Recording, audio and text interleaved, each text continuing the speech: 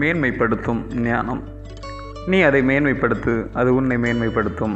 நீ அதை தழுவிக்கொண்டால் அது உன்னை கனம் பண்ணும். நீதிமொழிகள் 4:8.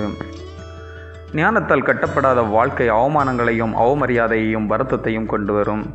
ஆனால் ஞானம் பெற்ற ஒருவருக்கு உயர்வும் மதிப்பும் தானாய் வரும்.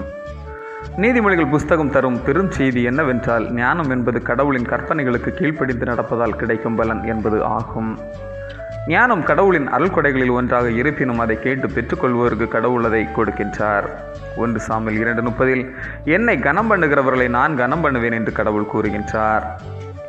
ஆண்டவர் இயேசு கிறிஸ்து தந்தையாம் கடவுளுக்கு கீழ்ப்படிந்ததினால் மேன்மை பெற்றார். பிலிப்பியர் 2:7.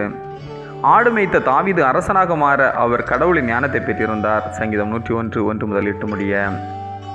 அதைப்போன்று அவரது மகனான சாலமோன் கடவுளிடத்தில் மேன்மைகளையோ செல்வங்களையோ கேளாமல் ஞானத்தை கேட்டார். அந்த ஞானம் அவருக்கு மேன்மைகளை கண்டுகொள்ள வழிவகுத்தது.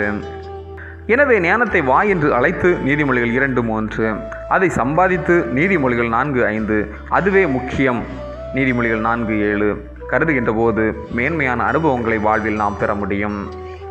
ஞானத்துக்கு மதிப்பு கொடுத்து அதை தழுவி கொள்ளும் போது தக்க பரிசு உனக்கு கிடைக்கும். உன் வாழ்நாள் முழுவதும் ஞானம் உன்னை மேன்மையுடைய நபராய் செயல்பட துணை செய்யும். ஞானத்தின் வழிகள் என்பது பாதை அடியெடுத்து வைத்தல், வழிகாட்டுதல், ஓடுதல், தடுமாறுதல், நடத்தல் போன்ற பல படிகளை குறிப்பிடும். ஞானத்தை காத்துக்கொள்ள தரப்படும் வழிமுறைகள். பயிற்சியில் தொடர் முயற்சி தேவை. அந்த தொடர் பயிற்சியை விட்டு விடாதே. ஞானத்தை காத்துக்கொள், அதுவே உன்னை மேன்மைப்படுத்தும். அது உனக்கு உயிராகும். ஆகவே ஞானத்தை தேடி ஞானத்தின் பாதையில் வழிநடப்போம். ஜெபம். தேடுவோர் கண்டடைவர் என்று கூறிய ஆண்டவரே, ஞானத்தை காத்துக்கொள்வதால் கிடைக்கும் மேன்மையை பெற்று வாழ்ந்திட துணை செய்யும். ஆமேன். இந்த நாள் உங்களுக்கு இனிய நாளாக மலரட்டும்.